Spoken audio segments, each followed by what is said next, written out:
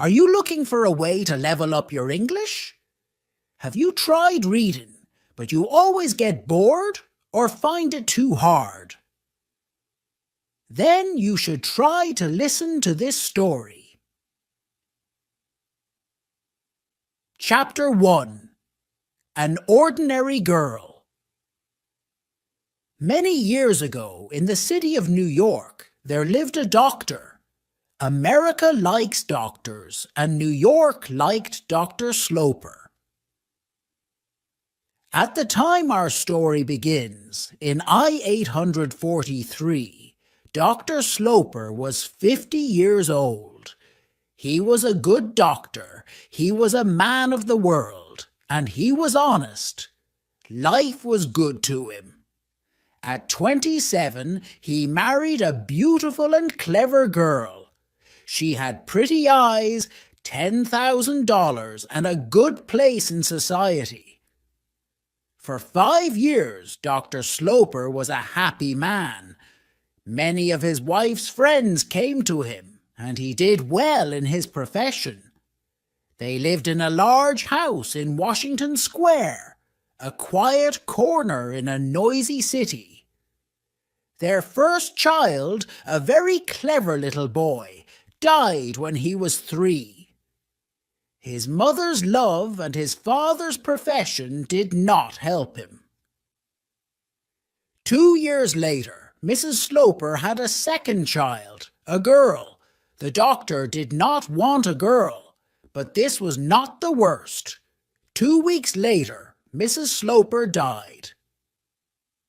The little girl's name was Catherine. She was strong.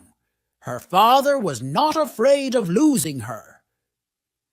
When the child was 10 years old, Dr. Sloper asked his sister, Mrs. Lavinia Penniman, to come and stay with them. Mr. Penniman, a churchman without a penny, died when Mrs. Penniman was 33. She had no children and no money. "Stay for 6 months," he said. "I will look for a flat," she said. She moved into her brother's house and never went away again. Mrs. Penniman told everybody that the child wanted a clever woman near her. Dr. Sloper did not think his sister was clever, but he was always very polite to her and never angry. They didn't speak much. He gave her his opinions about Catherine's schooling and not much more. Catherine was very good and honest, but she was not pretty or clever. She was quiet. She loved her father and was very afraid of him. She was happy when her father was happy. The doctor wanted to be proud of her, but he wasn't. He was sometimes angry because his only child was ordinary. When she was 18, Catherine was a quiet young woman, but she began to wear strong, noisy colours. Dr. Sloper did not like her new dresses. He thought she was vulgar. One day, Catherine's other aunt, Mrs. Almond, asked a lot of people to her house. Mrs. Almond was the younger of Dr. Sloper's 2 sisters. She was the wife of a rich city man and the mother of 9 children. She was pretty, happy, and clever, and her brother liked her. When he wanted to talk about Catherine, he went to her and not to Mrs. Penniman. Catherine was close to her aunt's children. There were 7 boys and 2 girls.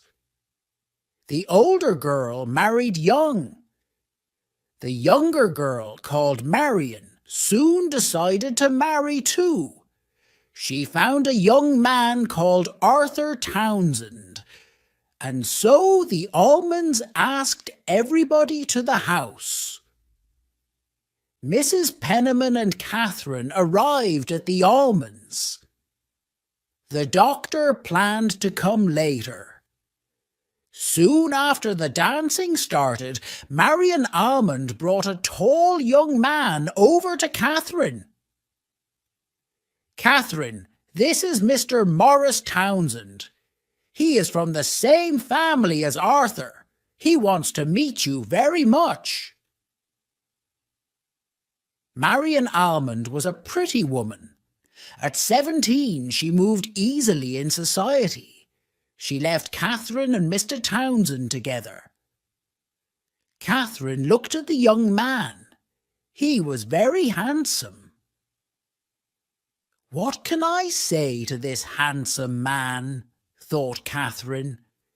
But Mr. Townsend began to talk to her with an easy smile. "Catherine, this is Morris Townsend," said Marion. "He wants to meet you very much. What a nice evening! What a beautiful house! What an interesting family! What a pretty girl Marion is!" He looked into Catherine's eyes. She said nothing. He talked, and she listened and looked at him.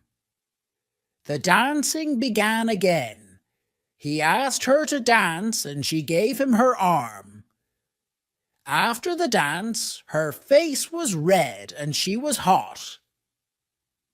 "We'll sit and talk," said Mr. Townsend. But he talked, and Catherine listened. Catherine sat back. She thought he was very clever.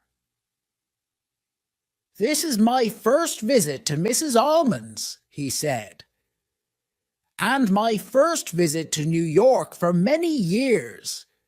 I lived here when I was a child, but I left when I was 20. I went round the world. I came back to New York only a month ago. It is a nice city, but I don't know anybody. You see, people forget you," he said, and smiled at Catherine. Catherine thought, "I'll never forget you." They sat there for some time. They laughed together. He asked her about the people near them. He gave his opinions about them. She thought he was very honest. Then Marion Almond came back and took Mr. Townsend away to her mother. "We'll meet again," he said to Catherine. Marion came back and took Catherine's arm. They walked round the room together. "What do you think of Morris?" she said. For the first time in her life, Catherine did not tell the truth. "Oh, nothing much," she answered. "I'll tell him that," cried Marion. "It will be good for him.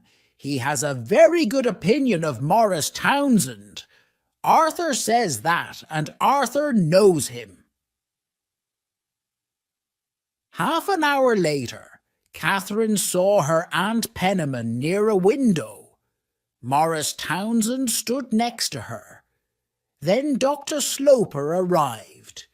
He usually had a little smile on his face, but never a big smile. He looked at his daughter's red dress. "Can this handsome woman be my child?" he asked. Catherine did not always understand her father's words. "I'm not handsome," she said quietly. "You're rich," he said. "Is the evening going well?" "I'm rather tired," she answered and looked away. That evening was the beginning of something important for Catherine. For the second time in her life, and in one evening, she did not speak the truth. She was not tired. They drove home. Dr. Sloper spoke to his sister, Lavinia.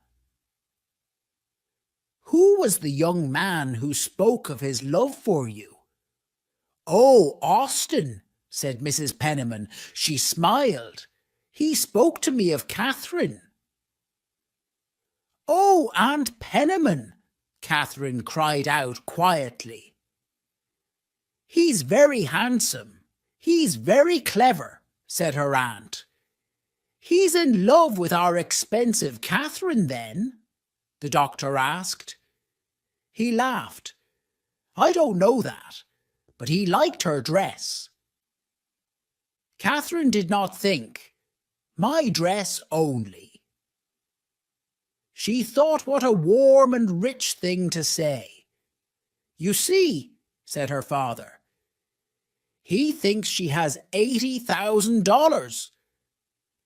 In my opinion, he doesn't think of that. He's not a vulgar man, said Mrs. Penniman.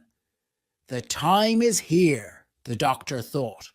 Lavinia is going to get a lover for Catherine. I'm sorry for the girl. Chapter 2.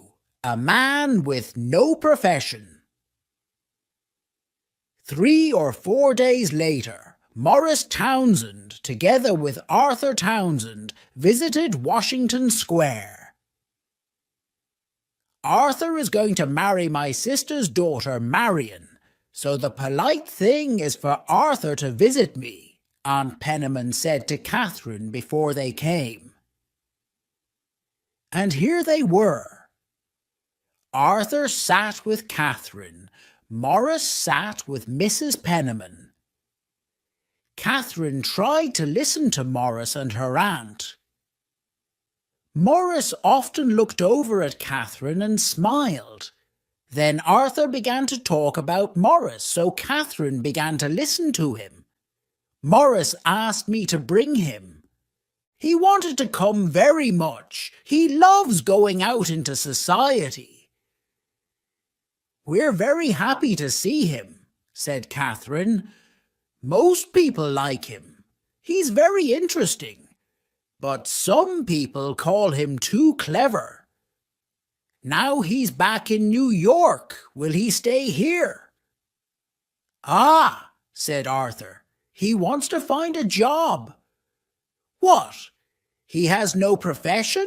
Said Catherine. No, he's looking round, but he can't find anything. I'm very sorry, said Catherine. Oh, he takes life easy, said Arthur. The job must be right for him. Will his father take him into his office? She asked. His father is dead. He only has a sister.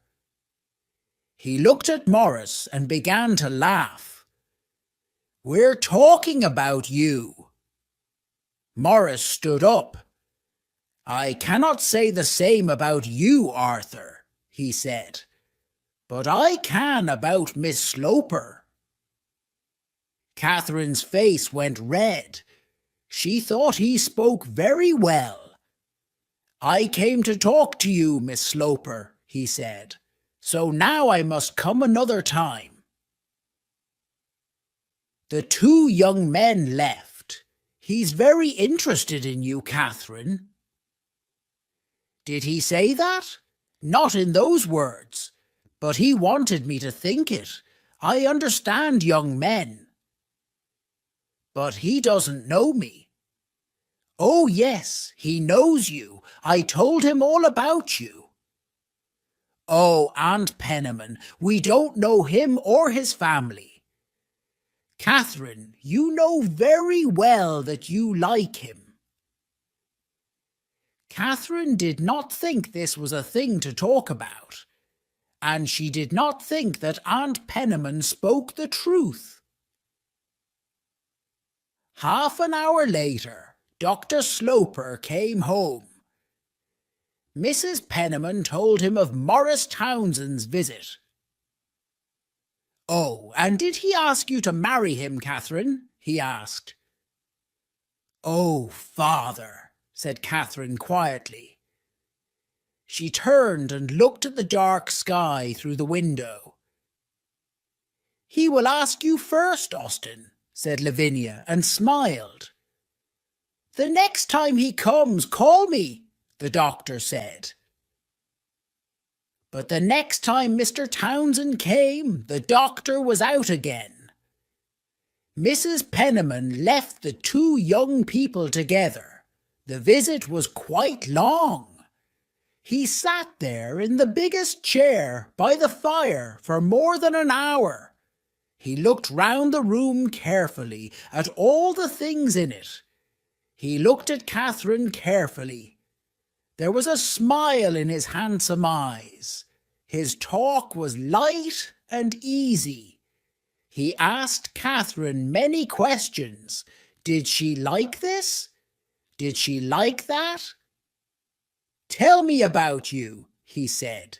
"Give me a picture. I can carry it in my head." She said she didn't have much to tell. She didn't go out very often. She didn't like reading much.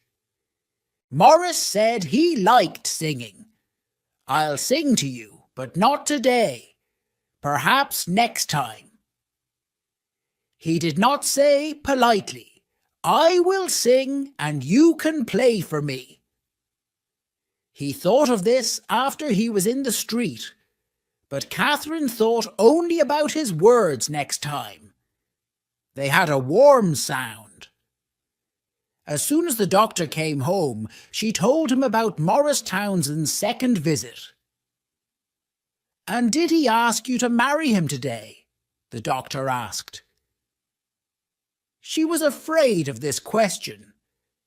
"Perhaps he'll do it next time," she said, and she gave a little laugh. She ran out of the room. The doctor stood and thought. Perhaps his daughter wanted to marry Morris Townsend. He decided to learn about this young man, who came in and out of his house when he liked. He went to see Mrs. Almond. Morris looked round the room carefully at all the things in it. "Lavinia is very excited, but I know very little about him," said Mrs. Almond. "And our young man is from Arthur's family." "Yes, but not close family. The name is the same. But I understand there are Townsends, and there are Townsends.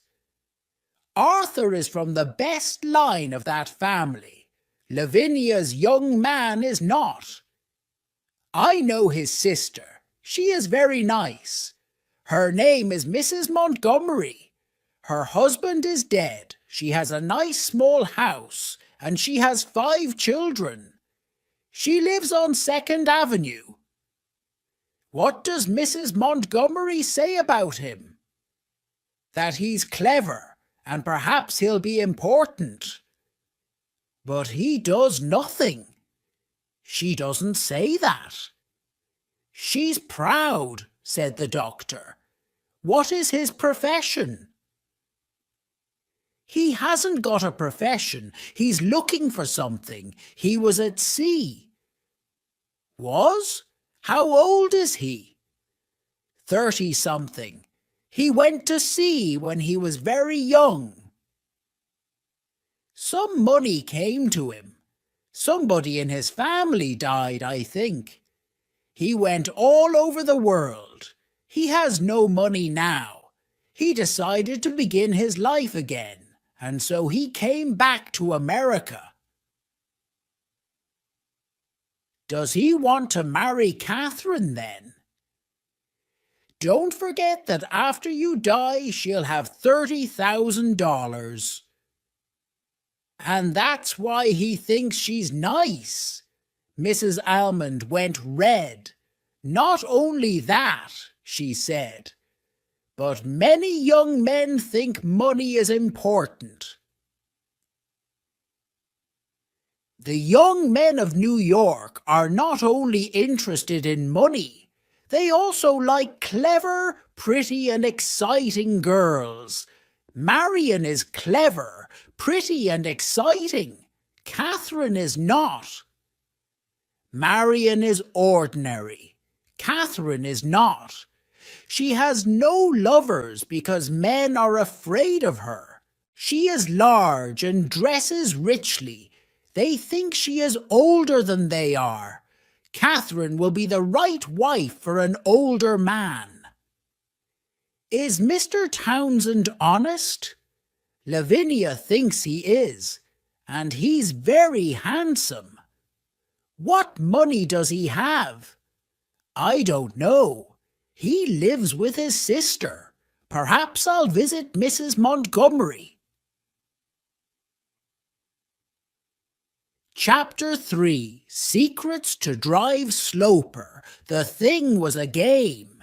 He slept well. He ate well. This young man is trying to catch Catherine. I'll watch and wait, he thought.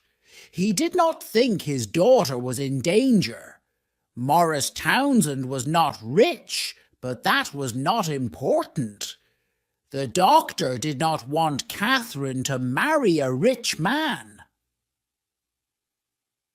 2 people can live on her money.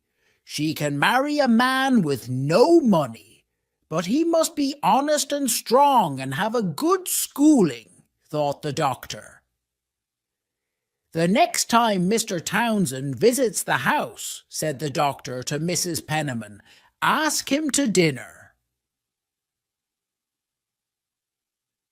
The dinner happened a week later. 8 people sat down to eat.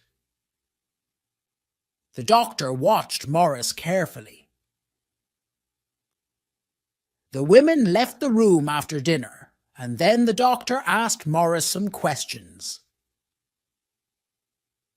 Dr. Sloper pushed the bottle of Madeira over to Morris. Morris liked the doctor's Madeira. He thought a lot of bottles of Madeira was a good thing for a wife's father to have. The doctor saw that this was not an ordinary young man. He's clever, he thought. He has a very good head when he wants to use it. And he's very handsome, and he dresses well. But I don't like him. The doctor listened politely to his young friend talk about countries round the world. He talks well. And after a bottle of Madeira. But does he always tell the truth? Dr. Sloper pushed the bottle of Madeira over to Morris. Morris liked the doctor's Madeira. After dinner, Morris went and spoke to Catherine. She stood by the fire in her red dress. He doesn't like me, said the young man. You must tell him he's wrong. I never tell him he's wrong. I won't talk about you. Morris Townsend's face was angry, but Catherine did not see it, and then he smiled again. Then I must try to get his good opinion. He spoke to Mrs. Penniman later in the evening. He thinks I'm all wrong, he said. That's not important, she said. She gave him a sugary smile. She thought that she understood everything. Ah, you say the right thing, said Morris. Mrs. Penniman was proud that she always said the right thing. The next day the doctor saw his sister, Mrs. Almond. And what do you think of him? She asked. Lavinia tells me Catherine loves him. She must stop loving him. He's not a good man. He's vulgar. After 30 years as a student of people, I know what people are. My profession teaches me to understand people in an evening. Well, perhaps you're right, but the thing is for Catherine to see it. I'll give her some glasses. Morris visited Washington Square often. A young man in New York with no profession has a lot of time. His visits were the most important thing in Catherine's life. Each time Morris left the house, she thought only of his next visit. Catherine did not tell her father about these visits. He did not ask. He wanted her to decide that Morris was no good. Lavinia loved secrets and did not say anything. "What is happening in this house?" he asked his sister politely a few weeks later.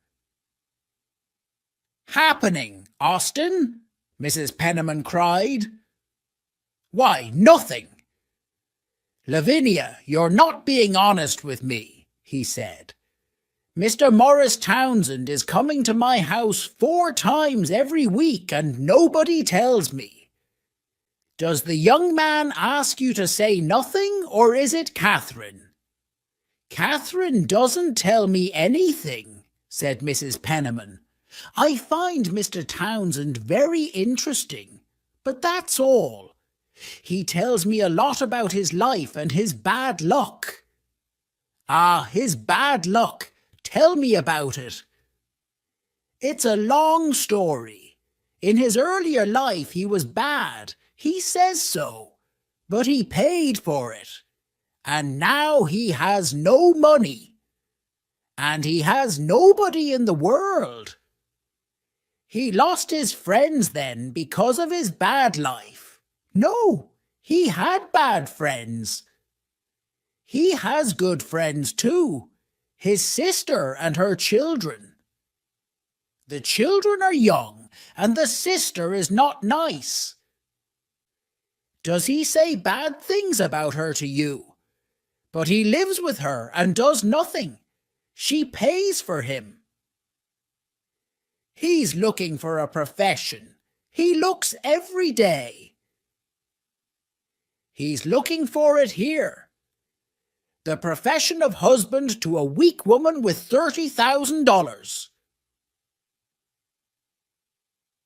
Every Sunday evening, the family at Washington Square went to Mrs. Almond's. The following Sunday, Morris Townsend was also at Mrs. Almond's. He sat next to Catherine and talked only to her. Catherine was not happy and easy with Morris because her father was in the room. Her father was sorry for her. Perhaps he was wrong about Morris.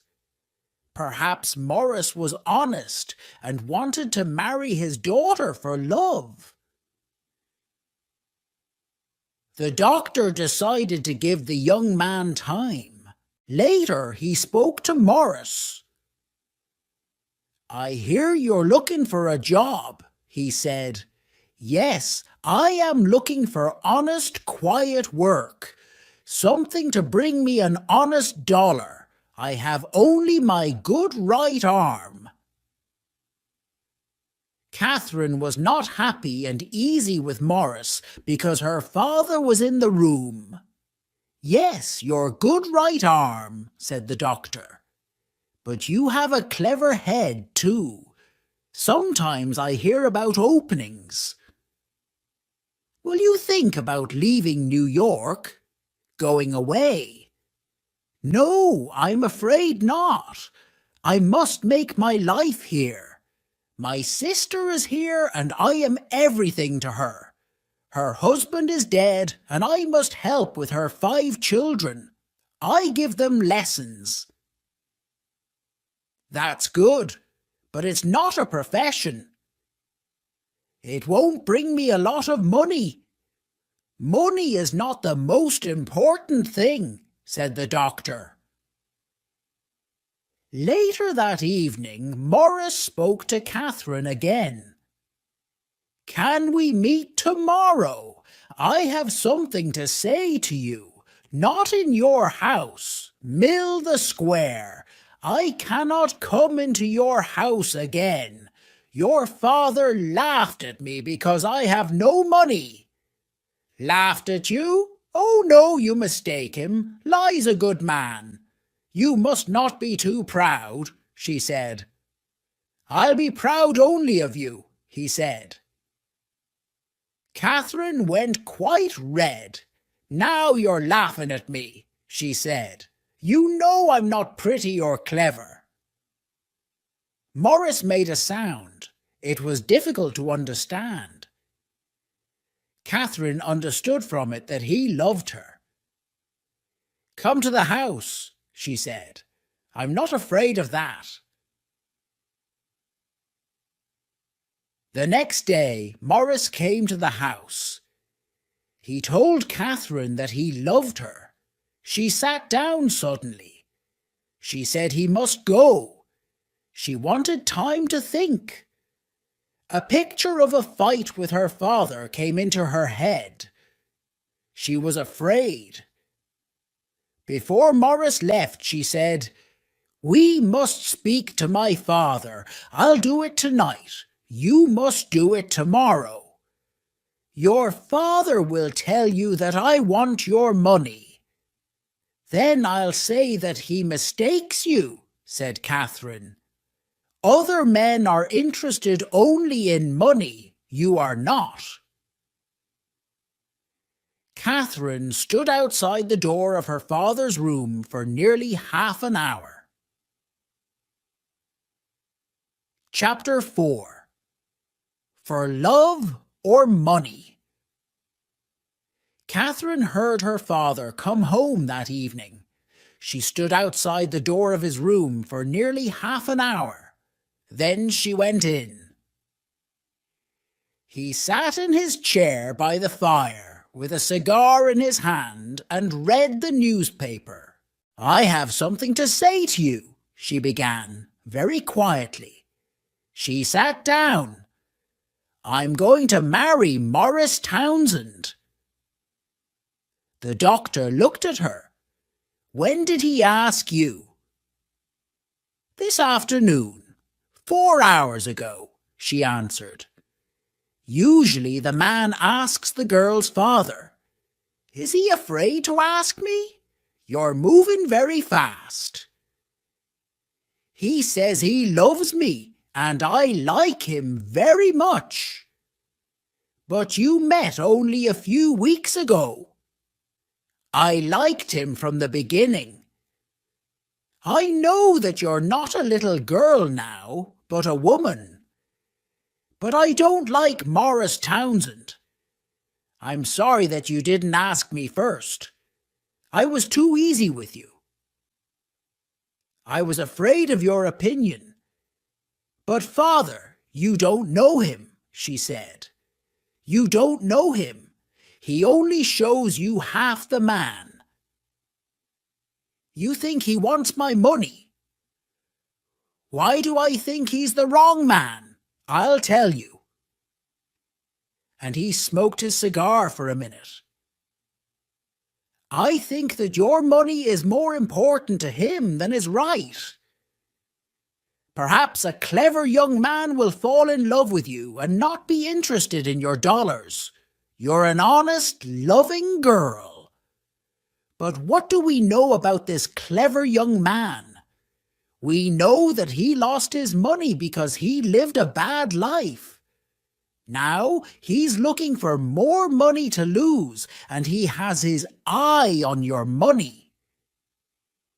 "That's not the only thing we know about him, father. He wants to do something very much. He's honest and he's good.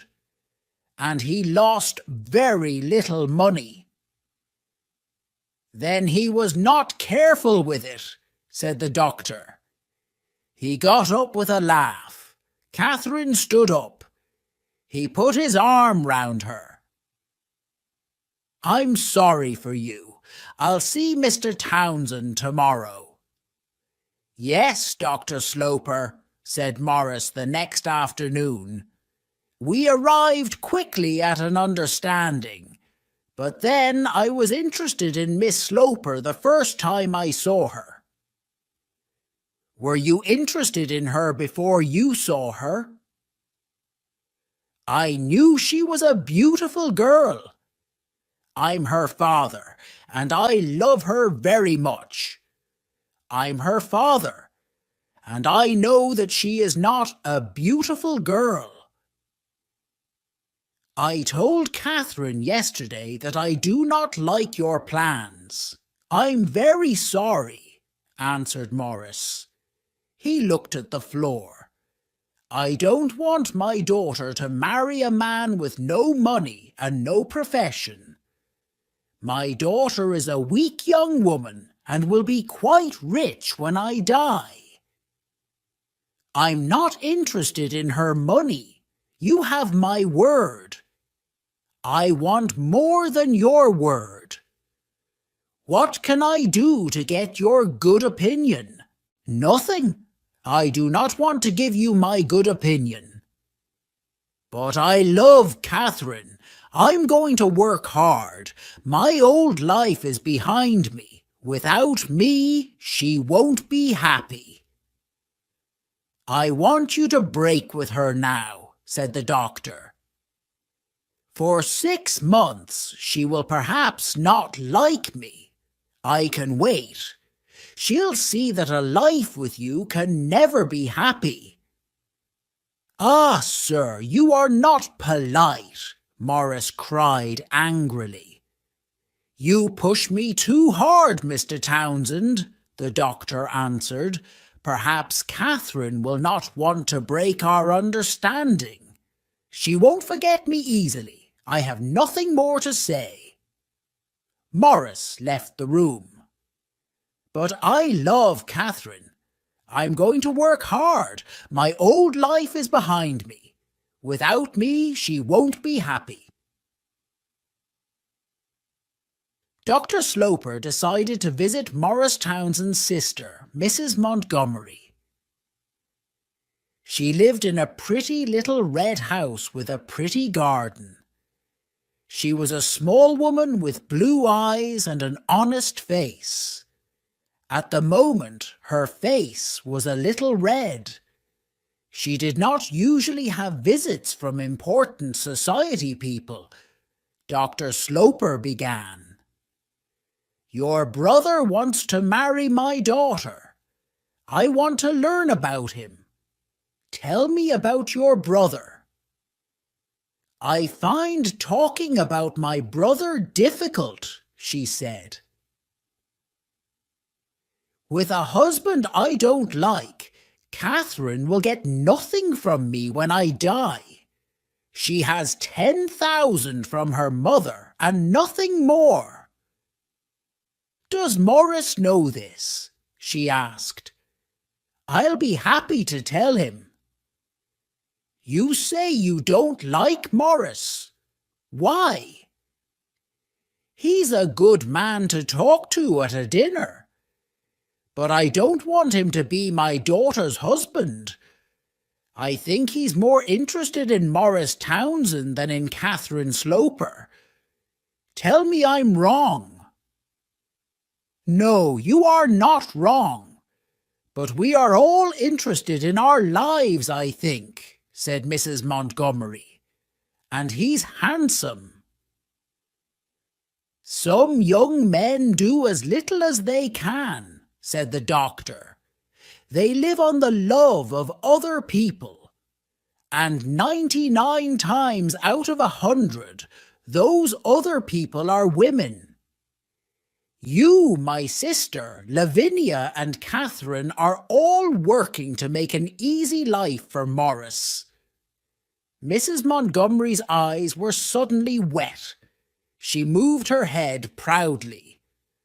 I don't know how you know this, she cried. Now, said the doctor, answer this. Do you give your brother money? She answered yes. Do you have much money? She answered no. Does your brother know this? She answered yes. I hear that your brother teaches your children. Her eyes were suddenly big and round. Oh, yes, she said quickly. He teaches them Spanish. Now, said the doctor, answer this. Do you give your brother money? She answered yes. The doctor laughed at this answer. Spanish, that will help them. Now I know the answer to my question. Your brother lives on you. Mrs. Montgomery began to cry. I know he's a clever man, but he's not the right man for my Catherine. You must meet her. Then you'll understand me. Yes, she answered. Please bring your daughter to meet me. And then suddenly, he must not marry her. The doctor went happily away with these words in his ears. Chapter 5. Mrs. Penniman's plan. Catherine did not speak about Morris to her father. After some days he said to her, I'm lucky to have a good daughter. I'm trying to be good, she answered. Catherine did not see Morris at this time, but she wrote to him. A long letter of 5 pages. Morris thought it was long. She asked him not to visit for a time. Morris wrote back. He talked about his meeting with Dr. Sloper. Your father was very angry, he wrote. I was very polite. You must be strong. You must fight.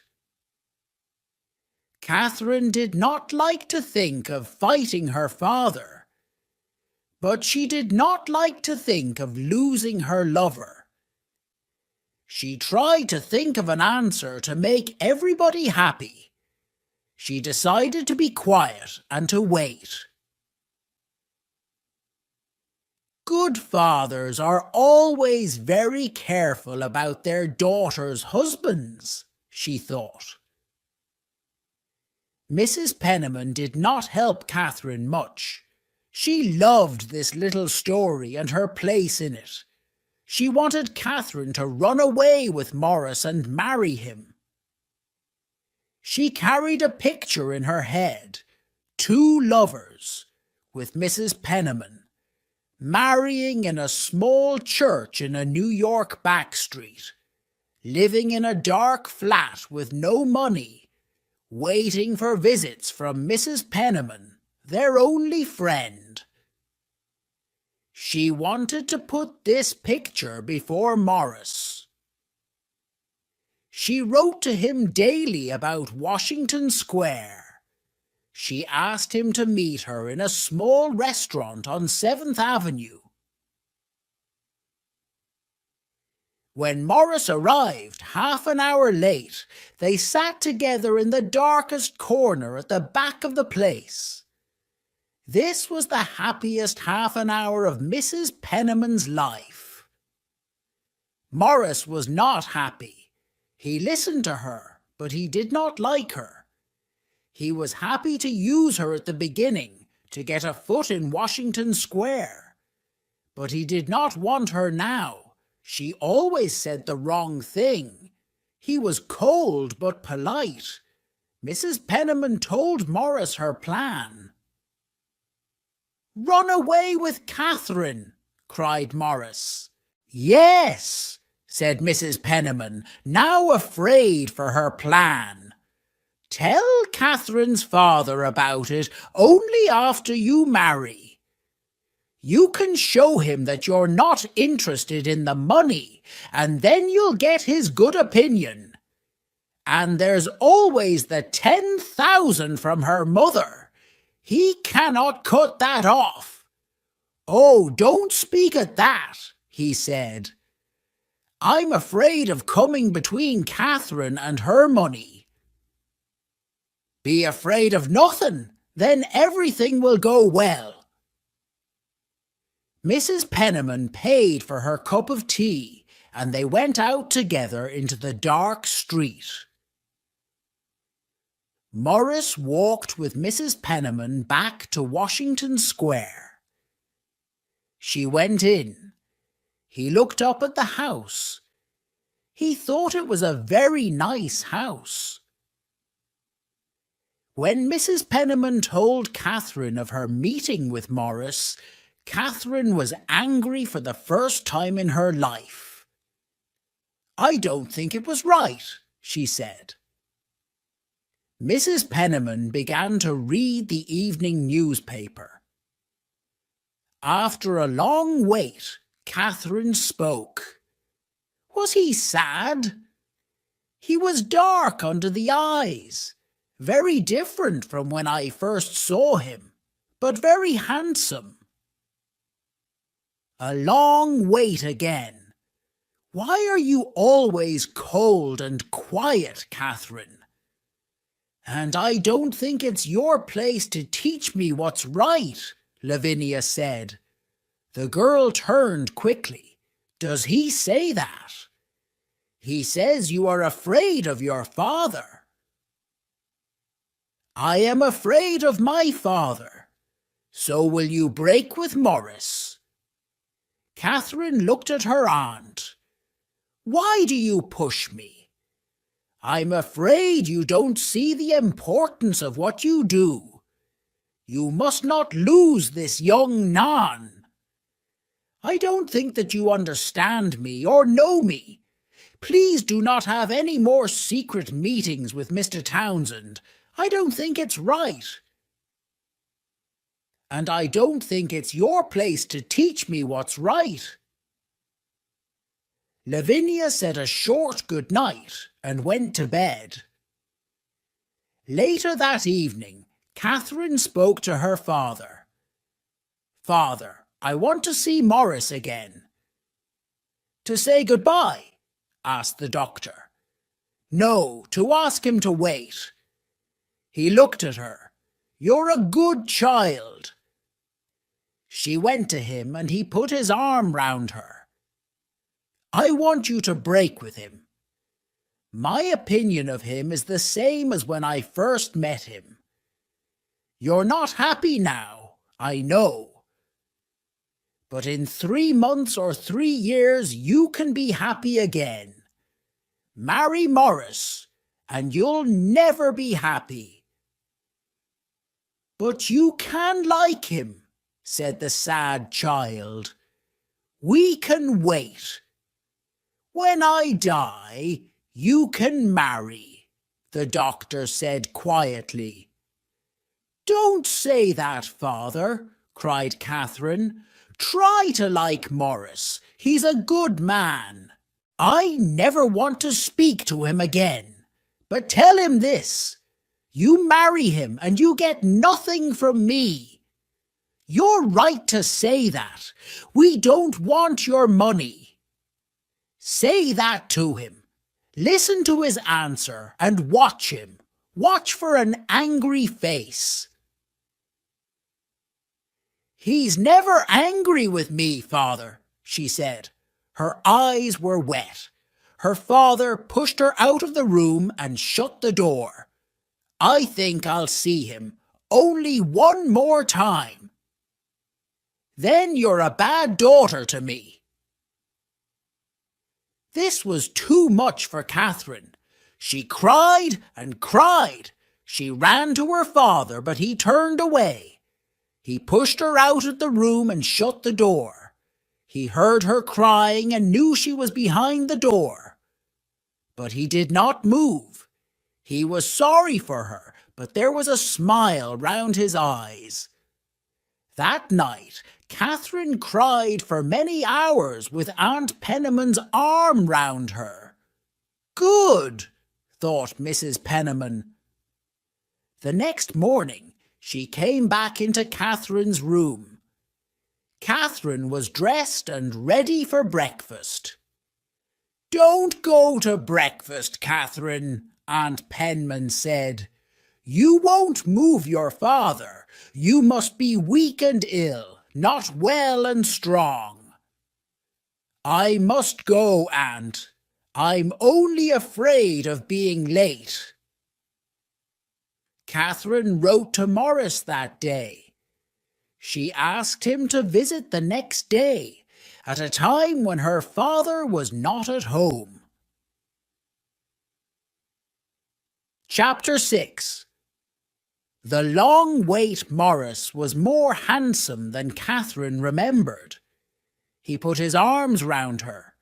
She knew that she loved him very much. "Why did you send for me?" "Because I wanted to see you," said the girl quietly. "Do you want only to look at me, or to tell me something?" He waited. Then he suddenly said, "Marry me tomorrow. Take me or leave me. Decide between me and your father." "I want you, Morris, but we must wait. We must be strong. I said to father last night, we don't want your money." His face went red, but he smiled and spoke. No, he was not angry. The money was not important. He loved her very much. "Yes," cried Catherine, "we must marry as soon as we can." She put her arms round him and closed her eyes.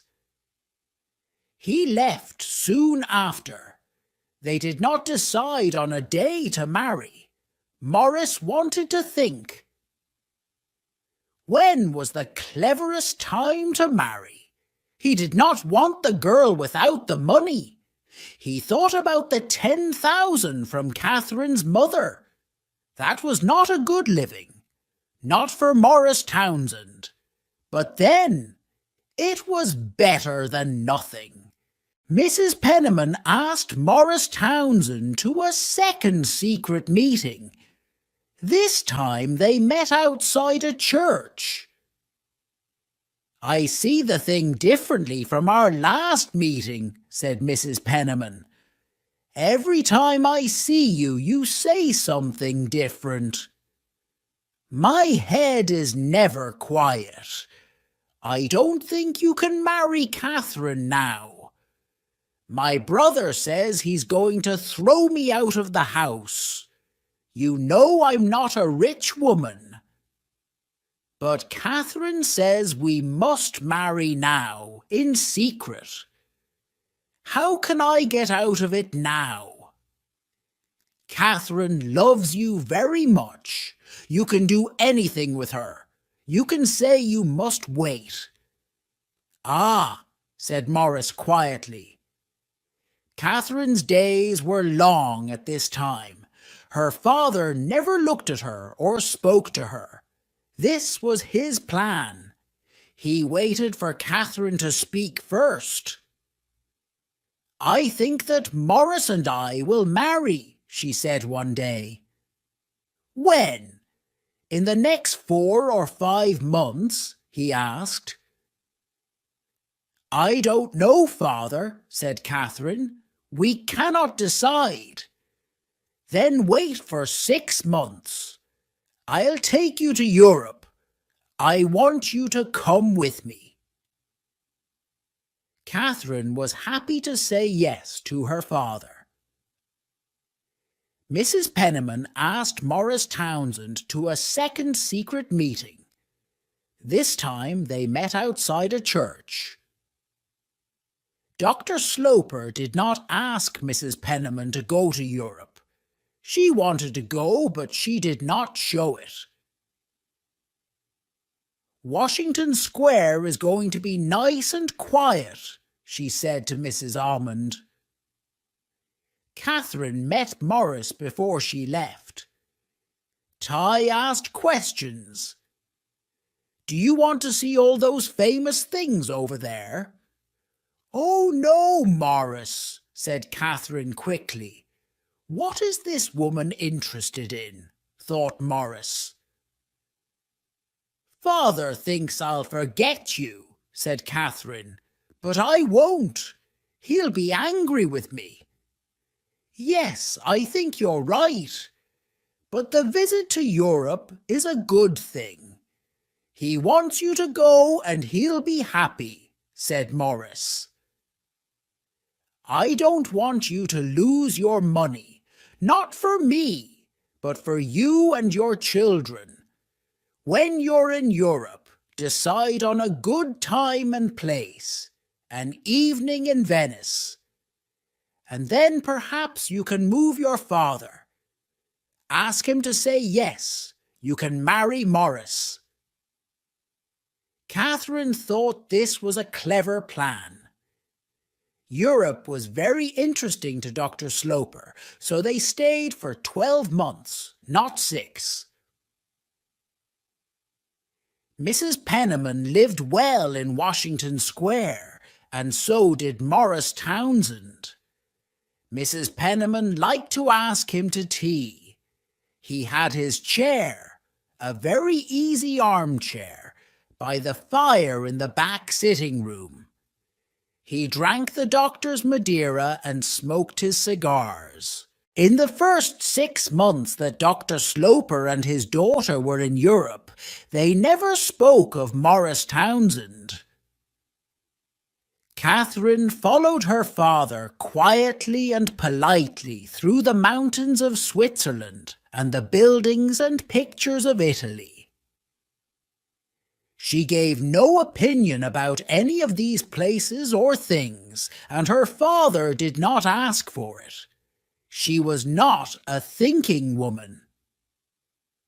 One day, father and daughter were in a quiet place in the Alps. The driver took their bags on, and they walked together a little. Cold red light washed over the sky. Next to the mountains, the two people were very small, but they were not afraid.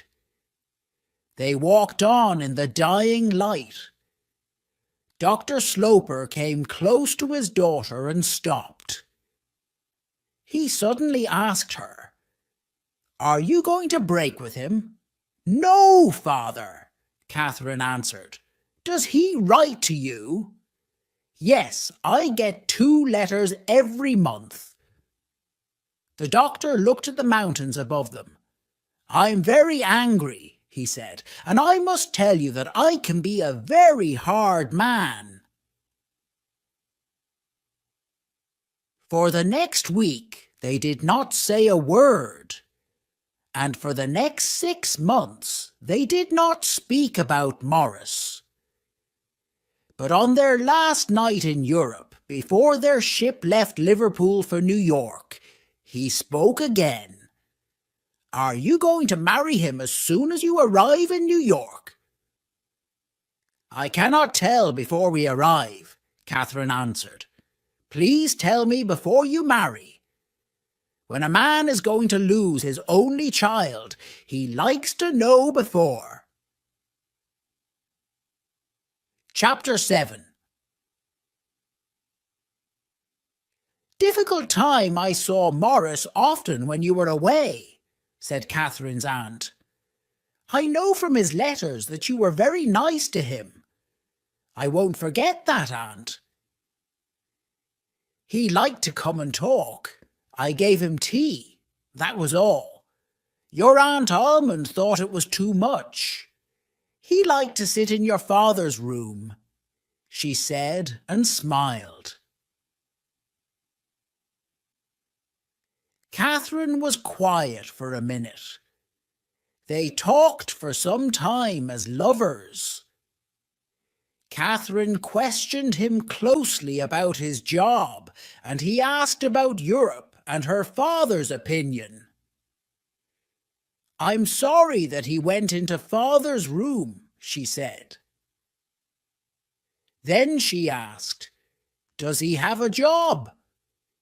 "Yes, only a week ago he found a job. He's working with a friend, buying and selling something. He asked me to tell you as soon as you arrived." "Oh, that's good to hear," said Catherine, very happy. You see, Morris was right to wait for the right job. What can your father say now?" "Father's opinion is the same as before, only stronger, but his opinion isn't important to me anymore," she said. "You're much stronger now," said Mrs. Penniman. "What about your father's money?" "I'm not interested in my father's money. Morris doesn't think it's important." "Perhaps he thinks it's a little important," said Aunt Lavinia after a minute. "I have money from my mother, and now Morris has a job. He and I have everything. I'm never going to ask my father for anything. I am home, and I want to marry." Morris came to Washington Square the next day. "I'm very happy to see you again," he said with a smile. They talked for some time as lovers. Catherine questioned him closely about his job, and he asked about Europe and her father's opinion. He often got up and walked round the room and came back and smiled again. Morris smiled all the time. "I must try to move him," he said. "I'm a proud man. I want to show him that he's wrong. Morris, we must ask for nothing.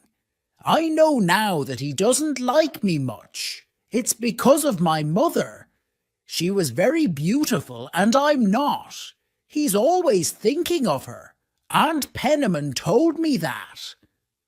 Morris was angry. What a difficult family! "You must be nice to me, Morris. You must always like me." Morris said, "I will." It was not difficult to say. The doctor spoke to Mrs. Almond. "I know of his visits to my house. I can see where he sat in the chair by the fire." "His plan is to take anything," said Mrs. Almond. "He lived on Lavinia for a year." Mrs. Penniman wrote to Morris. She wanted to see him. Morris angrily threw her letter into the fire. She wanted to come to his office. He said no. His office was very difficult to find. They met for a walk. Mrs. Penniman had nothing new to say, but Morris had something to say. "I know the doctor is the same. He's never going to give us anything. Don't talk to me about him. The fight is finished. I'm the loser. I'm not going to marry Catherine. Morris, she loves you very much. Do you know that?" "No, I don't. I don't want to know. You must be a good friend to her. The doctor can help you." "The doctor? He'll say, 'I told you, he was no good.'" Morris went very red. "You can tell her that I don't want to come between her and her father, and I don't want her to lose her money because of me." "You're very clever with words," said Mrs. Penniman. "I must do something very clever with my life next," he said. "This is not clever at all." Morris came to see Catherine. He said suddenly, "I'm going away to New Orleans. I'm going to buy some coffee." "Take me with you," said Catherine. "No, it's a dirty and dangerous place. People get ill there." "Then you must not go. When people are going to marry, buying coffee is not important. Think about me, not coffee. We must not wait too long." She spoke strongly, her hands on Morris's arm. Was this the time to break with Catherine? "I don't like this noisy Catherine. I like you when you're quiet," said Morris. "But I don't ask much of you. When are you coming again?"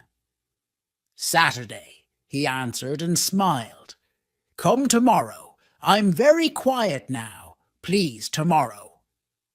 "I said Saturday," he said, but did not smile this time. "Tomorrow I'll be in the office." She looked at his hard, cold eyes. "Morris," she said quietly, "you're going to leave me." "Yes, I'll write to you. That's better." "Morris, I gave up everything for you," she cried. "You can have it all back." "Morris, why are you doing this now? What is different?" "Wait for my letter." "Ah, you're not coming back." He got away from her and closed the door behind him. Chapter 8. After the dance, Catherine cried all day and sat up all night. She waited for Morris to come to the house. He did not come. He did not come the next day. He did not write. Catherine wrote a short letter to him. "Morris, I'm sorry and I don't understand. You're killing me." No answer. The doctor watched all this happening. After a few days, he spoke to his sister, Lavinia. "The story is finished," he said. "I'm very happy to be in the right." He put his hands together, jumped up and laughed. "Ha! I knew it." One Sunday afternoon, Catherine came back from a walk. Her face was red and her eyes were wet. One Sunday afternoon, Catherine came back from a walk. Her face was red and her eyes were wet. Mrs. Penniman questioned her closely and learned that her walk was to Mrs. Montgomery's house on 2nd Avenue. There she heard that Morris left New York some days before. 2 days later, a letter arrived from Philadelphia. The writer did not want to come between Catherine and her father, or her father's money. He wanted her to be happy and to stay friends with him in the years to come. He was sorry. Catherine thought it was a beautiful letter and read it many times over the next 2 years. One day, Dr. Sloper found Catherine sitting with her work. "Can you tell me when you're going to leave my house?" "When you go, your aunt goes too," he said. She got up. She put her work away. Her face was hot. "I'm not going away," said Catherine. "Did he break with you?" said the doctor. "I asked him to leave New York. He's not coming back for a long time," she said. "Oh," he said, "you're not a nice girl, Catherine, to play with him for more than a year and then forget hint." Catherine learned a hard lesson. She never spoke of the pain inside her in the weeks and months following the break with Morris. Her father never learned the truth. Catherine had her little dance, he said to Mrs. Almond, and now she's sitting down. At different times in the following years, 4 men asked Catherine to marry them. She said no to them all. She worked hard for churches and hospitals. She went out in society and everybody liked her. 20 years later, Morris Townsend, now fat and with very little hair, arrived at Washington Square.